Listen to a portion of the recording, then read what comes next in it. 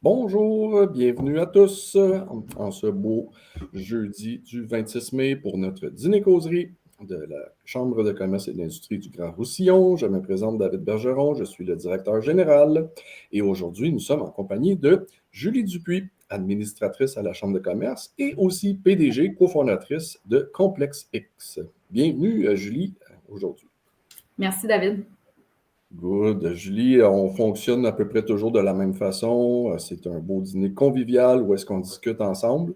Donc, je vais tout de suite commencer avec les premières questions. Est-ce que tu peux nous donner un petit aperçu de ton parcours professionnel, de où tu arrives, qu'est-ce que tu as fait pour nous rendre jusqu'à aujourd'hui? En fait, mon parcours professionnel, ça fait 22 ans maintenant, ça ne nous rajeunit pas là, que je suis dans le domaine de la gestion. Donc, j'ai commencé à travailler dans le domaine de l'optique pendant que je terminais mes études, en fait, à l'université. Et rapidement, j'ai pris des postes de direction, des postes où est-ce que je devais gérer du personnel, gérer des opérations. Donc, ça a toujours été assez naturel pour moi là, de l'idée des équipes, de l'idée des projets. Donc, j'ai travaillé pas mal toute ma carrière, soit au niveau de la gestion des opérations, de la gestion des ventes, de la gestion des ressources humaines, ce qui fait que je suis allée chercher justement plusieurs diplômes universitaires à travers mon parcours parce que j'étais curieuse.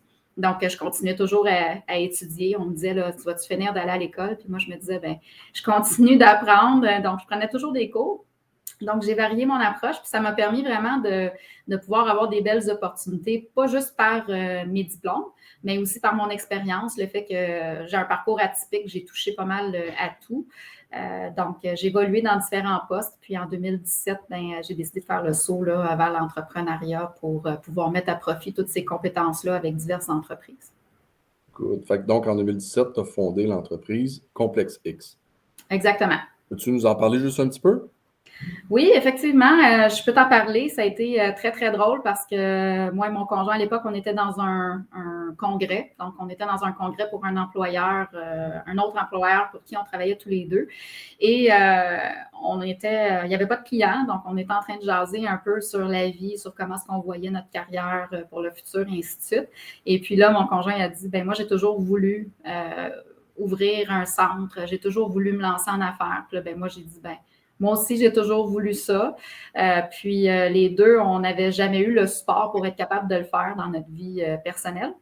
Et puis là, on s'est dit, on le fait. Fait que là, on a une photo, nous, de ce congrès-là en 2017, qui est le moment où est-ce qu'on a dit, on va le faire, on va se lancer en affaires. Puis après ça, tout a découlé vraiment vite. Puis on a décidé de partir ça, là, basé sur nos idées qu'on avait là, pour transmettre nos connaissances au niveau de la formation. Wow, fait que vous vous êtes lancé dans le vide en 2017. Oui, j'appelle ça vraiment se lancer dans le vide là, parce que quand on est deux dans un couple à se lancer en même temps, justement, le filet de sécurité, il n'est plus là.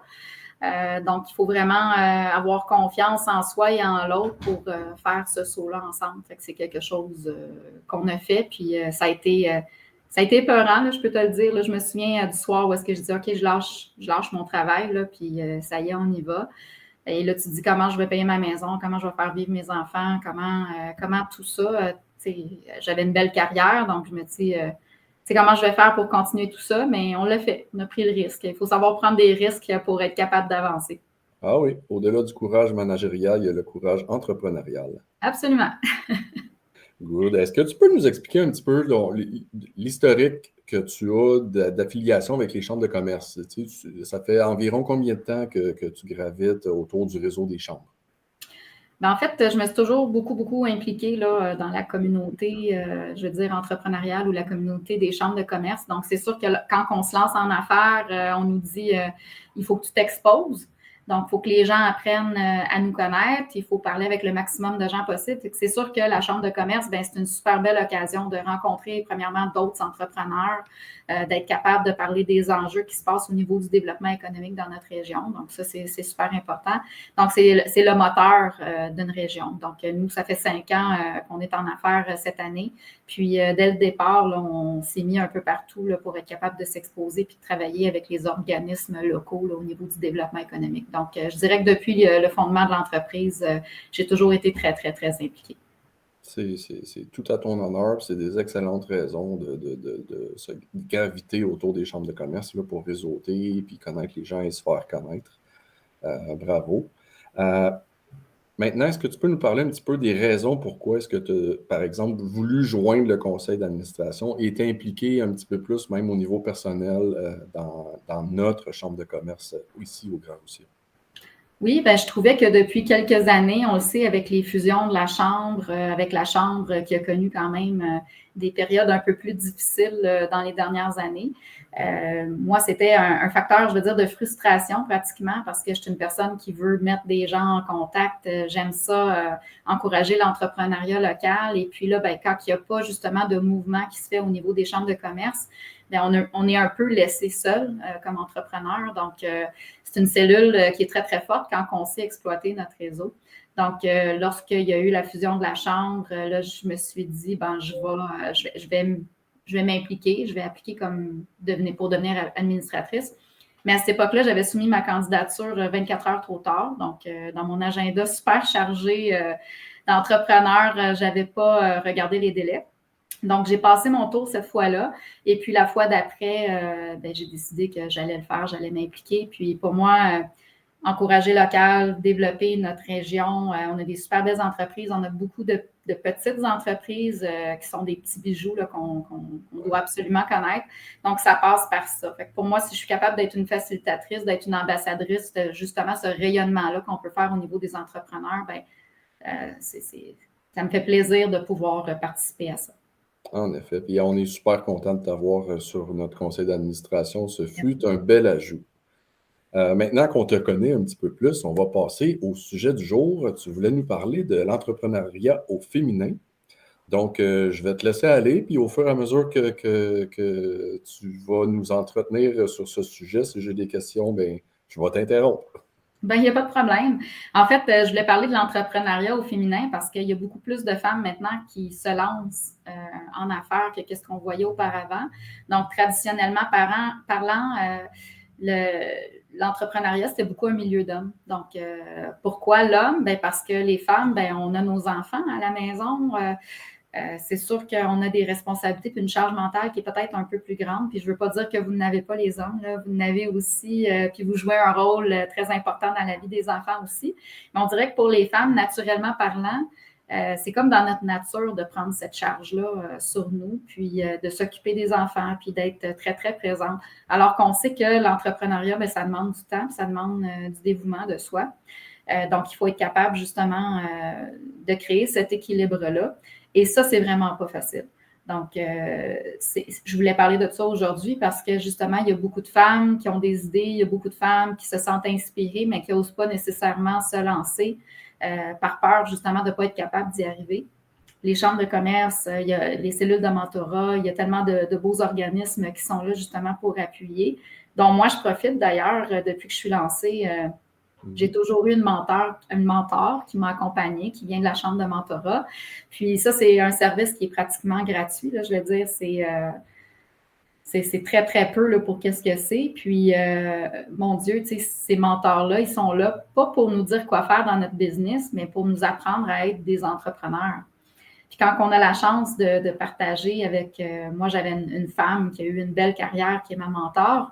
Bien, elle m'a donné des trucs aussi. Comment vivre ça en étant une femme dans le milieu entrepreneurial, en étant une maman, en étant une épouse. Bien, comment est-ce que je me positionne dans ce rôle d'entrepreneur-là par rapport à ma famille? Donc, je dirais que la moitié de nos conversations, quand on est ensemble en mentorat, c'est pas pour parler de Complexix, c'est souvent pour parler de comment je crée cet équilibre-là dans mon rôle d'entrepreneur versus ma vie familiale. Tu sais, je t'avoue, David, que c'est encore aujourd'hui un défi pour moi là, d'avoir cet équilibre-là. J'ai la chance d'avoir un mari très compréhensif qui me supporte beaucoup dans l'aventure. Et sinon, je n'y arriverais pas. C'est sûr que c'est très, très difficile. Donc, il faut être capable d'aller chercher le support et tout ce qu'on peut prendre autour de nous, de demander de l'aide. Puis ça non plus, c'est pas dans notre nature, souvent, les femmes. On s'organise toute seule, on essaie de faire les choses toute seule.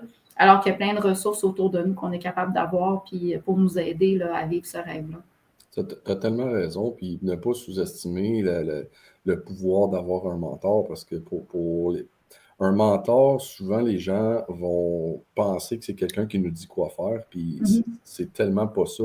C'est quelqu'un qui challenge les décisions, puis qui partage son savoir ou qu'est-ce qu'il a vécu dans le passé, la façon, les bons coups, autant les bons coups que les échecs, pour nous aider dans notre parcours puis nous diriger, là. C'est vraiment une super bonne chose, puis ça démontre beaucoup d'ouverture d'esprit. Puis évidemment, oui, t'as le bonheur et le privilège d'avoir un bon conjoint, puis d'avoir quelqu'un qui nous supporte dans qu'est-ce qu'on fait. Ça vaut de l'or, ça, de pouvoir travailler puis être en équipe, tous les deux qui tirent dans la même direction. On n'a pas le choix parce que sinon, notre vie ne tiendrait pas, là. Il y a tout un écosystème qui se bâtit autour de l'entrepreneur et tout le monde participe à ça, là. Les enfants vont participer à un certain moment donné. Tout le monde est impliqué là-dedans. C'est toute la famille qui est impactée. Puis je pense que tous les entrepreneurs qui écoutent en ce moment, ils vont le dire, là. Je veux dire, tu ne vis pas ça tout seul, tu ne peux pas. C'est impossible. Parce que tout le monde va vivre l'envers de la soirée que tu n'as pas le choix de travailler, ou le matin que tu dois partir parce qu'il y a quelque chose qui est arrivé, il y a une urgence à faire, ou l'activité que tu n'as pas pu assister parce que tu avais une rencontre importante que tu n'as pas pu déplacer sur un deal que tu essaies de signer depuis des mois, puis que là, ça se concrétise aujourd'hui. Donc, il y a une multitude d'éléments qui fait qu'on ne peut pas prendre les mêmes décisions qu'on prendrait si on était simplement qu'un employé dans une entreprise. Donc, la perspective, elle est complètement différente. Fait qu'il faut aller chercher ces aides-là. Là. Puis, tu sais, moi, le mentor, mais tu as le coach aussi. Tu sais, j'ai un coach aussi dans mon entourage, un coach exécutif. J'ai un psychologue aussi qu'à certaines époques, j'ai consulté aussi pour m'aider dans garder ma santé mentale dans tout ce stress-là qu'on vit comme entrepreneur aussi.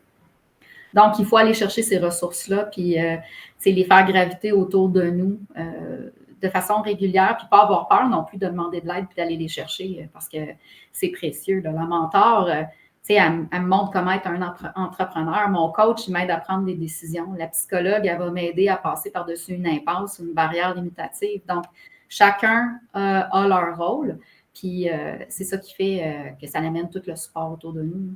Ah oui, c'est vrai. Puis le conjoint, lui, il y a le F-150 pour charrier les affaires puis les enfants. Il ne l'a pas encore. Un jour. Est-ce que tu dirais, au-delà des barrières familiales, que qu'est-ce que tu pourrais nous parler comme enjeu d'entrepreneuriat au féminin, autre que la conciliation avec la famille? Est-ce que tu as vécu des barrières sur le fait que tu étais une femme et non un homme qui se présentait? Absolument, absolument. Je dirais que c'est encore d'actualité. On pense qu'on vit dans une société qui est égale. On n'est pas encore là. C'est moins pire que le 10 ans, mais on n'est pas encore là. Moi, je me suis déjà fait dire par un patron que j'étais chanceuse d'avoir le salaire que j'avais pour une femme. Donc, c'est des commentaires que j'ai déjà eus dans ma carrière. Je me suis assise à des tables de dirigeants exécutifs dans le cadre de certains projets où est-ce que j'étais la seule femme. Donc, on te regarde, on te juge. Parfois, on va préférer le boys club que d'écouter une femme. Donc, c'est encore des attitudes qu'on voit.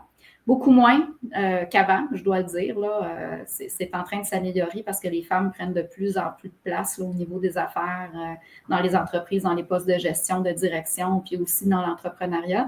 Mais ce n'est pas encore gagné. Il y a encore une espèce d'écart qui est là dans la position homme-femme. Puis ça vient du fait que les femmes, souvent, on est plus douces, dans notre côté de ne pas vouloir déplaire, dans notre côté de vouloir acheter la paix, dans notre côté de vouloir prendre la place, mais pas trop de place, puis de croire que les autres autour de nous, ils vont nous la donner, cette place-là. Mais on vit dans une jungle. Les gens, ils vont toujours travailler pour leurs premiers intérêts sans nécessairement penser à la personne qui est devant lui.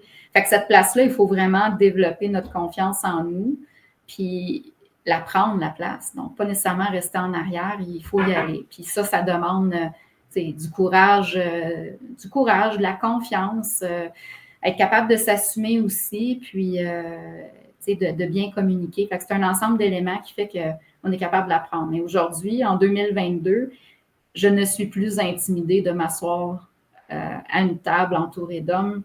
je suis capable de la prendre, cette place-là, mais ça a pris beaucoup de travail sur moi pour arriver à le faire. Puis je sais que pour plusieurs entrepreneurs féminins autour de moi, c'est encore des enjeux. Je pense que le parallèle que je fais, moi, dans ma tête, c'est un peu, puis ça n'a aucune raison d'être, mais c'est comme quand un jeune, OK, tout sexe confondu, débarque sur le marché du travail. On dirait qu'il faut qu'il passe la barrière de t'es jeune, fais ta place, gagne ta crédibilité, puis là, après ça, tu vas être reconnu comme one of the boys, là, comme un de la gang. Puis on dirait que malheureusement, puis pendant trop longtemps, et peut-être encore aujourd'hui, ben, le principe s'appliquait pour toute la gente féminine, peu importe l'âge que la femme avait, peu importe l'âge que tu arrivais, il fallait que tu te prouves, alors que malheureusement, le pendant masculin, quelqu'un pouvait arriver puis tout de suite avoir sa place. Est-ce que c'est correct? Pas du tout. Mais c'est vraiment bien là, que la société collectivement fait des pas en avant pour régler des enjeux comme ça. Oui, puis toute la place des enfants aussi, elle est importante parce que, on dira jamais, l'homme n'a pas besoin de s'absenter pour aller chercher ses enfants, mais nous, quand on s'absentait pour aller chercher nos enfants, on avait un regard de, bon, ben, elle ne sera pas prête à tout donner parce qu'elle a des enfants. Donc, du moment que tu es enceinte ou du moment que, moi, je me souviens dans ma carrière, là, quand j'ai commencé à avoir mes bébés, mon patron, c'est comme, oh, ben là, il va y avoir une baisse de performance parce qu'il y a des enfants. Mais la vérité là-dedans, c'est que de trop travailler, de ne pas être capable de mettre des limites, bien, c'est juste un mur qu'on va frapper éventuellement, peu importe si on est un homme ou une femme. Là.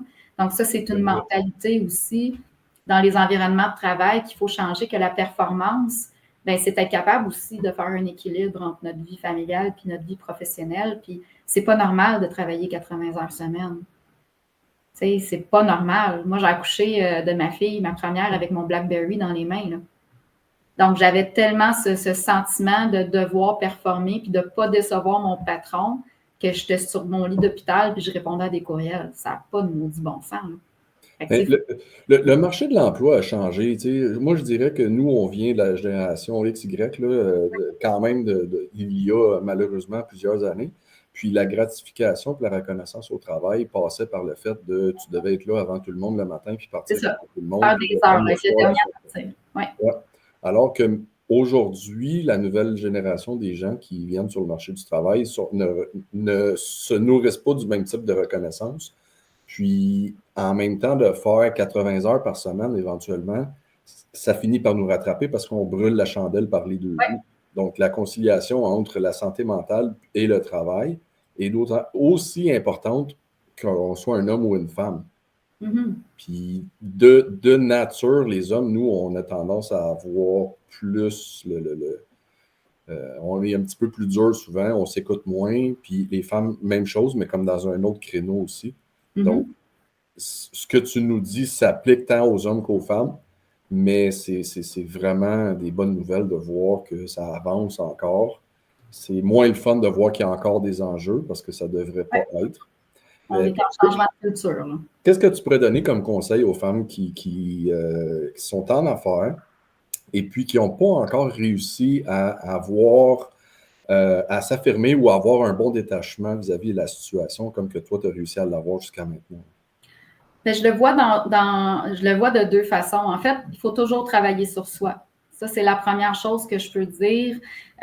On doit être curieux, on doit travailler sur nous, on doit aussi être capable d'être vulnérable. Donc, de mettre un genou à terre et de dire, ben là, ça, je ne l'ai pas, ou je n'ai pas l'expertise, ou je n'ai pas la connaissance, ou même je n'ai pas la force, ou c'est en dehors de mes limites.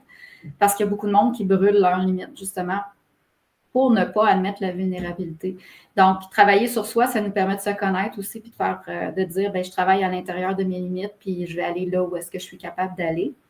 Puis ensuite de ça, le deuxième point, ben c'est de dire, j'ai pas besoin d'être bon dans tout non plus. Donc, quand tu es en entrepreneuriat, au début, c'est sûr, on est seul, là, on décolle, puis on est un peu une tentacule, mais au fur et à mesure qu'on grandit, il ne faut pas avoir peur d'investir dans des ressources autour de nous. Tu sais, je me souviens la première fois qu'il y a 5 ans qu'on a pris quelqu'un en sous-traitance pour nous aider, c'était la fin du monde. C'est comme, tu sais, qu'est-ce que j'aurais pu faire pour ne pas demander cette aide-là? Puis, tu sais, finalement, il y a des jours, même des semaines où est-ce que j'ai étudié des choses pour être capable d'arriver à faire quelque chose qu'un expert aurait pu faire dans un temps beaucoup plus raccourci. Et ce temps-là, où est-ce que j'ai vraiment mis l'accent sur l'apprentissage de cette sphère-là, ben, je n'étais pas en train de développer ma clientèle. C'est vrai. Donc, moi, je dirais travailler sur soi, puis ensuite aller chercher l'expertise des professionnels autour de nous pour nous aider à se construire.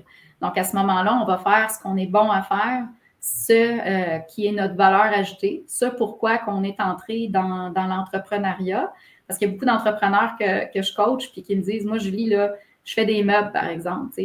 Ben, moi, là, je suis bon pour faire des meubles. Si j'avais su qu'il fallait que je fasse des papiers, des TPS, des TVQ, faire de la vente, de la prospection, je ne suis pas à l'aise avec les clients. Moi, aller faire du réseautage, je ne suis pas bien là-dedans. Moi, je fais des meubles.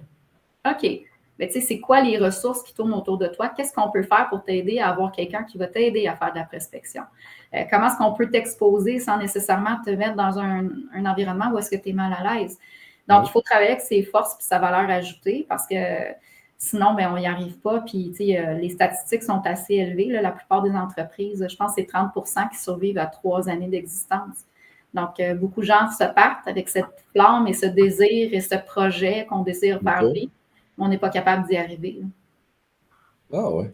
Ben, je dirais que c'est la clé, je pense, c'est de s'entourer de bonnes personnes, d'une bonne équipe complémentaire quand on a des lacunes dans certaines parties qu'on peut identifier. Puis, un bon entrepreneur va toujours essayer de s'entourer de personnes de meilleures que lui ou elle. Donc, c'est la clé, de toutes les réussites entrepreneuriales, évidemment. Absolument.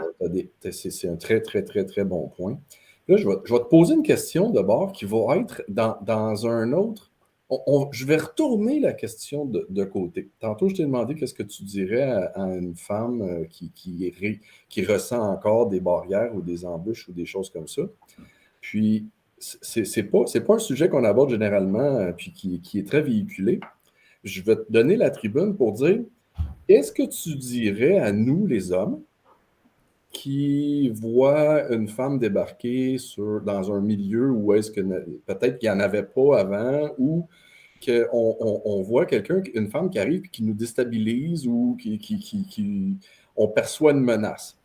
Si je te donnerais l'opportunité de t'adresser à la gente masculine pour lancer un message afin que ça soit plus facile pour les femmes dans le futur. Ben, je pense que de façon générale, je dirais aux hommes ou même aux femmes, là, il faut avoir de l'ouverture. Donc, il faut démontrer de l'écoute active. Donc, laisser la chance de découvrir la personne qu'on a devant nous au lieu de tout de suite être dans le jugement. Puis je te réponds ça, David, parce que tu me dis aux hommes, mais puis je te réponds aux hommes et aux femmes parce qu'aujourd'hui, le jugement est très rapide.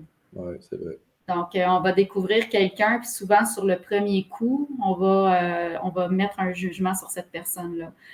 Donc, je pense à ces entrepreneurs qui sont malhabiles ou ces entrepreneurs qui commencent, puis on les fait pratiquer avec un pitch elevator pitch, là, où est-ce qu'on dit, tu as 30 secondes pour te présenter, puis ça provoque énormément de malaise.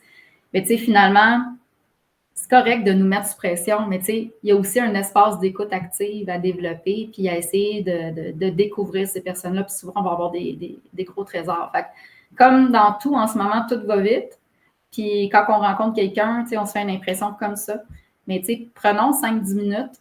Je sais que tu le fais, toi, dans tes activités de réseautage parce que tu rencontres beaucoup de nouveaux entrepreneurs, puis tu découvres des perles qu'après ma barre, si tu t'étais fié sur le 30 premières secondes, tu n'aurais jamais été plus loin dans la relation. Puis là, tout à coup, tu apprends à le connaître, puis tu vois que cette personne-là a des idées extraordinaires. Fait que, je pense que c'est un ralentissement puis un approfondissement des connaissances. Connaissance de l'autre. Donc, de vouloir s'intéresser à l'autre, de vouloir créer un espace d'écoute, je pense que c'est ça qui va faire la différence. Pas juste pour l'entrepreneuriat, juste pour toute la façon qu'on vient se comporter l'un envers l'autre dans la société en général. Là. Ça va au-delà de ça. Là. Totalement. Moi, j'identifierais ça par des préjugés inconscients. Souvent, on va avoir quelqu'un qu'on va rencontrer, puis c'est pas la personne type ou la personne avec laquelle on est habitué de faire des affaires ou de rencontrer ou de discuter.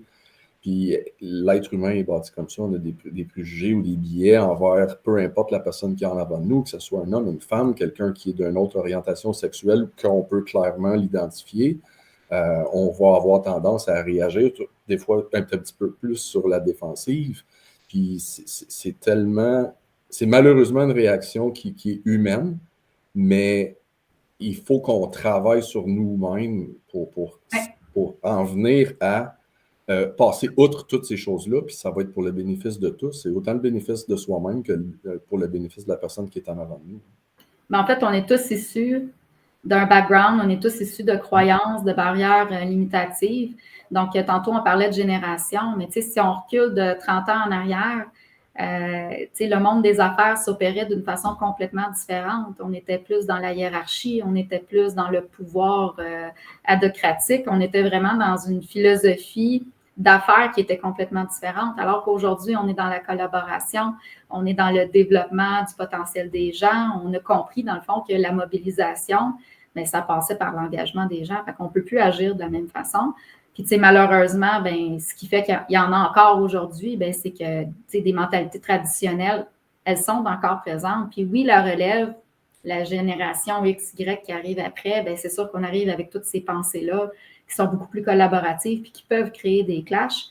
Mais plus les années vont passer, puis plus on va voir que ça va être facilité là, en termes d'inclusion, de diversité, d'acceptation des différences, d'ouverture vers le changement, parce que ça va avec le monde dans lequel on vit aujourd'hui aussi. Tout va vite aujourd'hui. Donc, si on est réfractaire au changement, là, ça ne sera pas long qu'on va être dans le rétroviseur en arrière. Fait qu'il faut être flexible, puis il faut savoir s'ajuster. On ne veut pas devenir un dinosaure, parce que les dinosaures ne se sont pas adaptés, on finit par mourir. Oui, la flexibilité, tu le dis, l'adaptabilité puis la flexibilité, l'agilité, aujourd'hui, c'est des mots qui sont très, très importants dans la vie d'un entrepreneur parce que si on est trop rigide, ben justement, on n'est pas capable de faire face aux transformations du marché. Oui, parce qu'aujourd'hui, tout est dans l'exécution, peu importe la grosseur de l'entreprise, la façon dont on exécute va faire toute la différence aux yeux du client et la survie de l'entreprise. Exactement. Puis on l'a vu dans le COVID, là. Les entreprises, il y en a qui ont tiré leur épingle du jeu, qui ont su se transformer, qui ont su s'adapter, alors que d'autres sont restés coincés dans leur carcan puis ont eu plus de difficultés. Donc, effectivement, là, c'est des bons enjeux. Super. Mais Julie, on va respecter environ le 30 minutes pour les gens qui sont avec nous. On a eu des beaux commentaires. C'était tous des commentaires très appropriés. Ça nous a fait vraiment plaisir d'apprendre à te connaître plus. Pour ceux qui veulent discuter plus avec toi, ils peuvent te contacter chez Complexe X pour l'accompagnement, du coaching, de la francisation. Puis, tu as un bel événement qui s'en vient aussi, c'est le 15 juin, je pense. Oui, absolument. Le 15 juin prochain, on fait un double événement parce que chez Complexe X, on a 4 sphères d'activité. Donc, on est un centre de formation à 360 degrés. Donc, on a une approche qui est globale. Donc, le 15 juin, on invite les dirigeants d'entreprise, les entrepreneurs, le monde des RH, donc les gestionnaires, à venir assister à une série de formations et de conférences dans l'après-midi qui va être sur la transformation des pratiques RH. Donc, on va parler beaucoup d'intelligence émotionnelle, on va parler de mobilisation, on va parler d'harcèlement psychologique aussi. Tandis que dans la soirée, on va faire le lancement de notre programme Sérénité, qui est un programme qui s'adresse justement aux gens qui ont besoin de retrouver leur motivation, qui veulent être sur leur X, qui veulent contrer les effets de l'anxiété, de la dépression, donc travailler justement dans le positif là, pour adresser la santé mentale. Donc, on fait un double événement là, dans l'après-midi et dans la soirée et on peut trouver les billets là, sur notre page Facebook pour assister à l'événement. Excellent. Donc, c'est un rendez-vous. Merci encore d'avoir été avec nous et on se revoit. Les dîners-causeries vont prendre une petite pause pour la période estivale et on se revoit cet automne. Merci d'avoir été avec nous. Bonne journée. Merci beaucoup. Bye bye.